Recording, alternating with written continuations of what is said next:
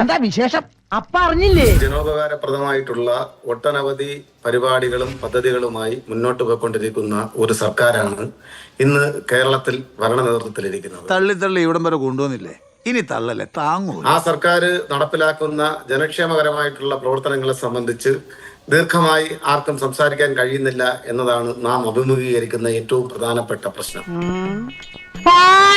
ഇവിടുത്തെ വിഷയം ഈ പ്രിയപ്പെട്ട സഹോദരിക്കുണ്ടായിട്ടുള്ള അങ്ങേയറ്റത്തെ മാനസികമായിട്ടുള്ള വ്യഥ, അവരനുഭവിച്ച ദുഃഖം എല്ലാം അതേ ഗൗരവത്തിൽ തന്നെ ഞാൻ നോക്കിക്കാണാനും മനോഹര നിന്നെ ഞാൻ കൊല്ലം കുറെ കാണാൻ തുടങ്ങിയിട്ട് അതിനോട് ഐക്യദാർഢ്യം പ്രഖ്യാപിക്കാനുമാണ് ഞാൻ ഈ അവസരം വിനിയോഗിക്കുന്നത്. പക്ഷെ നമ്മൾ മനസ്സിലാക്കേണ്ടുന്ന ഒരു കാര്യം, അല്ല ഐക്യദാർഢ്യം അവിടെ നിൽക്കട്ടെ. ശ്രീ സുരേഷ് കുമാർ, ഈ സംഭവം നടന്നത് എന്നാണ്? ഏപ്രിൽ മാസം 23-ാം തീയതിയാണ്. കൊടിയ അനീതിയാണ്, കൊടിയ അനീതിയാണ്. ഒരു മനുഷ്യനും നീതീകരിക്കാൻ കഴിയാത്ത കൊടിയ അനീതി അവിടെ നടന്നിട്ട് ചാനലുകളിൽ വാർത്ത വന്ന് വലിയ ആഘോഷമായപ്പോഴാണ് അവിടുത്തെ SIക്ക് ഒരു സസ്പെൻഷൻ നോട്ടീസ് കൊടുക്കുന്നത്. ഉപദ്രവമല്ലാതെ എന്തെങ്കിലും ഇപ്പോ നമ്മൾ ഈ സംസാരിച്ചുകൊണ്ടിരിക്കുന്ന സമയത്താണ് ആ സസ്പെൻഷൻ ഉത്തരവ് പോലും വരുന്നത്.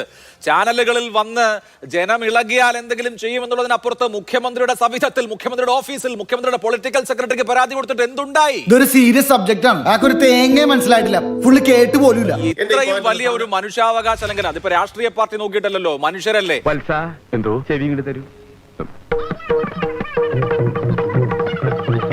നമ്മുടെ നാട്ടിലെ ഒരു വ്യക്തിക്ക് ഇത്രയും ഹീനമായ മനുഷ്യത്വ വിരുദ്ധമായ സമീപനം പോലീസിൽ നിന്നുണ്ടാവുക, അതിനുശേഷം ഇപ്പോ ഈ വലിയ വാർത്താ കോലാഹലങ്ങൾ ഉണ്ടാകുമ്പോൾ കേരളം അവർക്ക് നേരിട്ടത് എന്താണ് എന്ന് കേട്ട് ഞെട്ടിത്തരിക്കുമ്പോൾ മാത്രമാണ് നടപടിയെങ്കിലും ഉണ്ടാവുന്നത്. നീ നന്നാവില്ല, അത് താൻ പറഞ്ഞിട്ട് വേണോ ഞാൻ അറിയാൻ.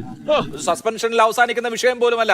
എന്നിട്ടും എന്ത് ഉത്തരവാദിത്തമാണ് ഇക്കാര്യത്തിൽ സർക്കാരിന് പറയാനുള്ളത്? ഈ നാട്ടിലെ പൗരന്മാരുടെ ജീവന്റെയും സുരക്ഷയുടെ ഉത്തരവാദിത്വം വഹിക്കേണ്ട സർക്കാർ, പാർശ്വവൽകൃതർക്ക് തണലാവേണ്ട സർക്കാർ എന്ത് ചെയ്യുന്നു എന്നുള്ളതാണ് പ്രശ്നം. സർക്കാരിന്റെ കാര്യം ഇവിടെ മുന്നിൽ പോകരുത്. അവരുടെ പരിഷ്കാരങ്ങളാ ഞങ്ങൾ ഗതികേട്ടിലെത്തിച്ചത്. ഈ ബിന്ദു എന്ന് പറയുന്ന ഞങ്ങളുടെ സഹോദരിക്കുണ്ടായ വിഷയം അധികാരികളുടെ മുമ്പിലേക്ക് ഈ 3 സെന്ററുകളിലേക്കും പരാതിയുമായി പോയത്, അല്ലെങ്കിൽ അവരെ അതിലേക്ക് നയിച്ചത്, അവരെ വിളിച്ചുകൂട്ടി നിങ്ങൾക്കുണ്ടായ ഈ തിക്താനുഭവത്തിന് അവർക്ക് തക്കതായ ശിക്ഷ വാങ്ങി നൽകണം എന്ന് പറഞ്ഞ് അവരെ പ്രേരിപ്പിച്ച് അവരെ ഈ വിഷയം പൊതുജനങ്ങളെ അറിയിക്കുന്നതിന് വേണ്ടി മുന്നോട്ട് കൊണ്ടുവന്നത് ഒരു കമ്മ്യൂണിസ്റ്റ് പാർട്ടി ഓഫ് ഇന്ത്യ മാർക്സിസ്റ്റിന്റെ പ്രവർത്തകനാണ്. നീ ഒന്നും പണയണ്ട. ഏത് രാഷ്ട്രീയ പാർട്ടികളും ആയിക്കോട്ടെ, ഇപ്പോൾ നിങ്ങളുടെ പാർട്ടിയുടെ ലോക്കൽ കമ്മിറ്റി അംഗം, മുൻ ജനപ്രതിനിധി അങ്ങനെ ഒരു മുൻകൈ എടുക്കുന്നു, സന്തോഷം, നല്ല കാര്യം, വളരെ മനുഷ്യാവകാശ പ്രചോദിതമായ നിലപാട്. പക്ഷെ നോക്കൂ, അധികാര സ്ഥാനങ്ങളിൽ നിന്ന് എന്ത് ഡെലിവറി ചെയ്തു എന്നുള്ളതാണല്ലോ പ്രശ്നം. അറിഞ്ഞാലേ പറയാൻ പറ്റൂ. പോലീസ് ഒരു അനീതി കാണിച്ചാൽ ആരോടാണ് ചോദിക്കേണ്ടത്? ഇപ്പൊ പോലീസിന്റെ മന്ത്രിയുടെ ഓഫീസിൽ പോവുകയാണ്, മുഖ്യമന്ത്രിയുടെ ഓഫീസിൽ പോയ കാര്യം ഈ അഭിഭാഷകനും ഈ സ്ത്രീയും കൂടിയാണല്ലോ പോകുന്നത്. അവര് തന്നെ വിശദീകരിച്ചത് താങ്കൾ കേട്ടല്ലോ. പരാതി ഒന്ന് വായിച്ചു നോക്കി പോലുമില്ല. മോഷണ പരാതി വന്നാൽ പോലീസ് കേസെടുക്കും, അതിലെന്തെങ്കിലും കുഴപ്പമുണ്ടെങ്കിൽ കോടതിയിൽ പോയാൽ മതി എന്ന മറുപടിയാണ് മുഖ്യമന്ത്രിയുടെ ഓഫീസിൽ നിന്ന് കിട്ടിയിട്ടുള്ളത്. നിനക്ക് പറ്റിയ പണി എന്താണെന്ന് ഞാൻ പറയാം.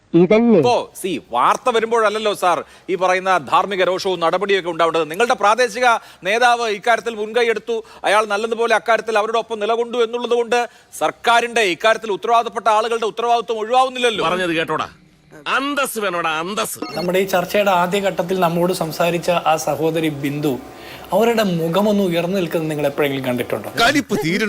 അവന്റെ മോന്ത കണ്ടില്ലേ, ഈ എരുമയെ കൊണ്ട് ചവിട്ടിപ്പിക്കട്ടെ. അവരിപ്പോഴും അപമാന ഭാരത്താൽ നിൽക്കുകയാണ്. അവർക്ക് ഇപ്പോഴും അതിന്ന് പുറത്തേക്ക് കടക്കാൻ പറ്റിയിട്ടില്ല. ഈ സമൂഹമൊക്കെ മഹാഭൂരിപക്ഷം ഒപ്പം നിന്നിട്ട് പോലും ആ പാവപ്പെട്ട സ്ത്രീക്ക് ശിരസ് ഉയർത്തി നിന്ന് നമ്മളോട് സംസാരിക്കാൻ പോലും പറ്റാത്തത്ര ആക്ഷേപിക്കപ്പെട്ട ഒരു സാഹചര്യം. ഞാൻ ചോദിക്കുന്ന, കേരളത്തിലെ പോലീസിന് മനുഷ്യരുടെ തൊലിയുടെ നിറം കാണുമ്പോ കറുത്തവനാണെങ്കിൽ അവനെ കള്ളനാക്കാൻ എങ്ങനെയാ പറ്റുന്നത്? നിന്റെ പണി ഇതാണോടാ? കേരളം കമ്മ്യൂണിസ്റ്റ് പാർട്ടിയെ ഭരിക്കുന്നതെന്ന് ഇവര് നിരന്തരം പറയുന്നുണ്ട്. പാവപ്പെട്ടവരുടെ പാർട്ടിയാണെന്ന് നിരന്തരം പറയുന്നത്. കറുത്തവന്റെ തൊലി കാണുമ്പോൾ അവനെ കള്ളനാക്കാൻ എത്ര എളുപ്പത്തിലാണ് പോലീസിന് പറ്റുന്നത്? അല്ലെങ്കിൽ അവർക്ക് കക്കൂസ് വെള്ളം കുടിക്കാൻ കൊടുക്കുന്ന ആ രാഷ്ട്രീയ ബോധ്യം കേരളത്തിലെ പോലീസിന് എങ്ങനെയാണ് കിട്ടുന്നത്? ഇവനെയൊക്കെ വള്ളിച്ചൂടിലടിക്കാൻ ഇവിടെ ആളില്ല. ഇത്തരത്തിലുള്ള മനുഷ്യരെ കൊഞ്ഞനം കുത്തുന്ന എത്രയോ അവസരങ്ങൾ നമ്മൾ കാണുന്നു. ഞാൻ പറയുന്നത്, ഇവരൊന്നും ഇടതുപക്ഷമാണെന്ന് നമ്മൾ വിചാരിക്കരുത്. RSSന്റെ ഇടത് കക്ഷത്തിൽ തലവച്ചിരിക്കുന്ന ആളുകളാണ് ഇവര്. ഈ പറഞ്ഞ ബിന്ദുവിനെ കേരളത്തിന്റെ ആഭ്യന്തര വകുപ്പ് മന്ത്രി അങ്ങോട്ട് വിളിച്ച് നിയമസഹായവും നീതിയുടെ പിന്തുണയും ഒക്കെ കൊടുത്തോ? ഇവിടെ പ്രൗഢിയും പ്രശസ്തിയും പണവും മറ്റ് സൗകര്യങ്ങളുള്ള അല്ലെങ്കിൽ പണക്കൊഴുപ്പുള്ള ആളുകളെ, സവർണ മേധാവിത്വത്തിന്റെ ജാതിവാലുകൾ പേരുന്ന ആളുകളെയൊക്കെ വിളിച്ച് ആശ്വസിപ്പിക്കാൻ കേരളത്തിലെ മന്ത്രിമാർ തിരക്ക് കൂട്ടുമായിരുന്നു. എന്തോ കുത്തി പറയുന്ന പോലെ എനിക്ക് ഫീൽ ചെയ്യുന്നുണ്ട് കേട്ടോ. കുത്തിയില്ലല്ലോ, കുത്താൻ പോണല്ലേ ഉള്ളൂ. ആ സ്ത്രീക്ക് നേരിട്ട അപമാന ഭാരതത്തിന്റെ ഉത്തരവാദിത്വം നമ്മൾ പൊതുസമൂഹത്തിന് കൂടിയുണ്ട് എന്ന് ഞാൻ വിചാരിക്കുക. എന്റെ കഷ്ടകാലം എന്നല്ലാതെ എന്ത് പറയാൻ. കാരണം ഇവിടെ CPM-ന്റെ പ്രതിനിധി പറഞ്ഞെന്താ, നീ അറിഞ്ഞ ഒറ്റപ്പെട്ട സംഭവമാണത്രേ.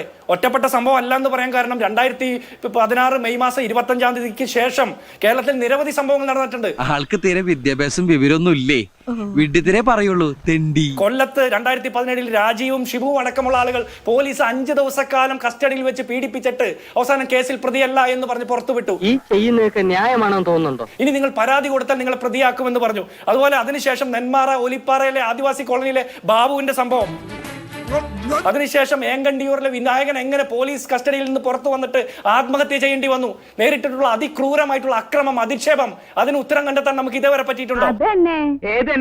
അവൻ പറഞ്ഞ നേരാ. ആ അന്വേഷണം എവിടം വരെ എത്തി? അല്ലെങ്കിൽ കൽപ്പറ്റയിലെ ഗോകുൽ എങ്ങനെയാ പോലീസ് കസ്റ്റഡിയിൽ മരണപ്പെടുന്ന സാഹചര്യം ഉണ്ടാകുന്നത്? ആകെ ചളമായി. ഇനിയിപ്പോ എന്തോ ചെയ്യും?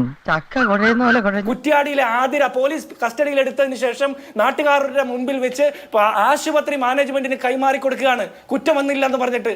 ആതിര ആത്മഹത്യ ചെയ്തു. അതിന്റെ ഉത്തരവാദികളായിട്ടുള്ള പോലീസ് ഉദ്യോഗസ്ഥർക്കെതിരെ നടപടിയെടുത്തോ?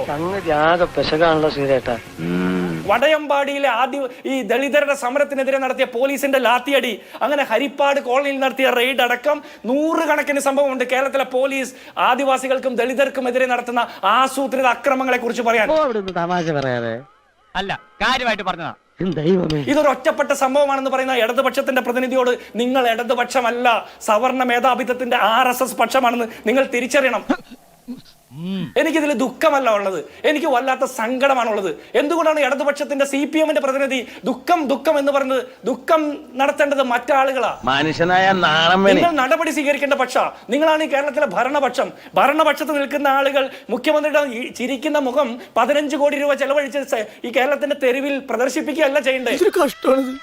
ഞാൻ കടിച്ചു പിടിച്ച് ക്ഷമിച്ച് ജീവിക്കണം. മുഖ്യമന്ത്രിയെ കാണുമ്പോൾ കേരളത്തിലെ ജനങ്ങൾക്ക് ചിരിക്കാൻ തോന്നണം. അതിനു പകരം ഈ തരത്തിൽ പീഡനമേൽക്കുന്ന മനുഷ്യരുടെ മുമ്പിലേക്ക് മുഖ്യമന്ത്രിയുടെ ചിരിക്കുന്ന മുഖം 15 കോടി രൂപയ്ക്ക് ഫ്ലെക്സ് അടിച്ചു വെച്ചിട്ട് ഇത് തല്ലുകൊള്ളുമ്പോ ശരിയാകുന്ന വട്ട. ചിരിച്ചോ ഹാപ്പിനെസ് ഇൻഡെക്സിൽ കേരളം 1ാം സ്ഥാനത്താണെന്ന് CPM-ന്റെ സംസ്ഥാന സെക്രട്ടറി പറയുമ്പോൾ ആർക്കും ചിരി വരില്ല. മനുഷ്യർ തീർന്നിട്ടില്ല, ബാക്കി വന്നിട്ട് തരുന്നുണ്ട്. നമ്മൾ എത്രയോ മനുഷ്യരുടെ മരണത്തിലേക്ക് വിട്ട കേരളത്തിലെ പോലീസ് എന്ത് നടപടി സ്വീകരിച്ചു? എത്രത്തോളം നടപടി സ്വീകരിച്ചു? പകരം കൊഞ്ഞനം കുത്തുകയല്ലേ ചെയ്തേ? ഒരു കാര്യം കൂടി പറയട്ടെ അഭിലാഷേ, ഇവിടെ അദ്ദേഹം പറഞ്ഞ എന്താ, ജനക്ഷേമ പ്രവർത്തനങ്ങളെ കുറിച്ചിട്ട് ആരും അധികം പറയുന്നില്ലെന്ന്. അങ്ങനെ പറയാൻ ജനക്ഷേമ പ്രവർത്തനങ്ങൾ ജനങ്ങൾക്ക് മനസ്സിലാകണ്ടേ? രാഘവൻ പറഞ്ഞത് വാസ്തവം. 10,000 മനുഷ്യരുടെ ഇടയിലേക്ക് ഒരു പൊട്ടി തുന്നിയ ചെരുപ്പും കീറി തുന്നിയ കതർ കുപ്പായവും ഇട്ടിറങ്ങിയ ഉമ്മൻചാണ്ടി ഉണ്ട്. ഇവിടെ 900 പോലീസിന്റെയും 24 കവചിത വാഹനങ്ങളുടെ അകമ്പടിയോടെ നടക്കുന്ന മുഖ്യമന്ത്രിയെ കാണാൻ, മുഖ്യമന്ത്രിയുടെ പൊളിറ്റിക്കൽ സെക്രട്ടറി P. ശശിയെ കാണാൻ പോയപ്പോൾ ആ പരാതി ഒന്നും വായിക്കാതെ നിങ്ങൾ കോടതി പൊക്കോളാൻ പറയുമ്പോ അത് കൊടുക്കുന്ന സന്ദേശം എന്താ? ഒരു കാര്യം നമ്മൾ മനസ്സിലാക്കണം. പൊതുജന ശ്രദ്ധയിൽ വന്നപ്പോൾ, മാധ്യമ ശ്രദ്ധയിൽ വന്നപ്പോൾ നടപടിയെടുത്തു എന്ന് പറയുന്നു. നേരത്തെ അറിയായിരുന്നു മൂപ്പര് ഇങ്ങനെ തന്നെ പറയുള്ളൂ. ഞാനൊരു കാര്യം ചോദിക്കട്ടെ അഭിലാഷേ, ഈ മാല കണ്ടെത്തിയില്ലായിരുന്നെങ്കിൽ ബിന്ദു അല്ല മോഷ്ടിച്ചത് എന്നുള്ളത് നമുക്കൊക്കെ വ്യക്തമായല്ലോ. ഈ മാല കണ്ടെത്തിയില്ലായിരുന്നെങ്കിൽ ഇന്നും കേരളത്തിന്റെ പൊതു മനസാക്ഷിക്ക് മുമ്പിൽ ബിന്ദു ഒരു മോഷ്ടാവായിട്ട് തന്നെ ഇരിക്കില്ലേ? അവിടെയാണ് ഇതിൽ പ്രശ്നം കിടക്കുന്നത്. മാല കണ്ടെത്തിയത് കൊണ്ട് മാത്രം, സത്യം പുറത്തു വന്നത് കൊണ്ട് മാത്രമാണ് ബിന്ദു കുറ്റത്തിൽ നിന്ന് പുറത്തു കിടക്കുന്നത്. തന്നെ കൊണ്ടൊന്നും കൂട്ടിയേ കൂടില്ല, നല്ല പ്രായണ്ടല്ലേ, വല്ല പണിക്ക് പോയി. കായംകുളത്തെ MLA-യുടെ മകന്റെ കഞ്ചാവ് കേസിൽ ആ കുട്ടിയോട് കാണിച്ച കനിവ് പോലും ബിന്ദുവിനോട് കാണിക്കാൻ കേരള പോലീസിന് കഴിയുന്നില്ലെങ്കിൽ പിന്നെ എന്തിനാടോ ഇങ്ങനെ ആണാന്നും പറഞ്ഞ് നടക്കുന്നത്? ഈ ബിന്ദുവിനെ പോലുള്ള ആളുകളെ ഊരി വിലക്കുന്ന കേരള പോലീസിനെ സേനയിൽ നിന്ന് വിലക്കാനായിട്ട് കേരളത്തിലെ ആഭ്യന്തര വകുപ്പിന് ശേഷിയില്ലെങ്കിൽ നമ്മൾ ജീവിക്കുന്ന കേരളം സവർണ മേധാവിത്വം ഭരിക്കുന്ന കേരളത്തിലാണെന്ന് പറയേണ്ടി വരും.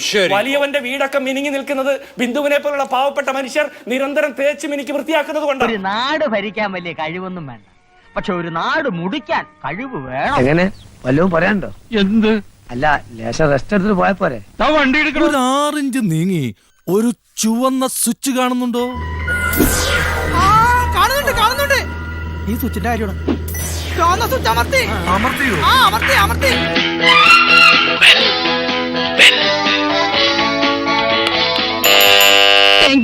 ഈ ഉപകാരം മറന്നാലും ഞാൻ മരിക്കില്ല. ഇതൊക്കെ എന്ത്? അപ്പോ നാളെ നേരത്തെ തന്നെ ഇങ്ങോട്ട് എത്തണം. കേട്ടോ ശരി.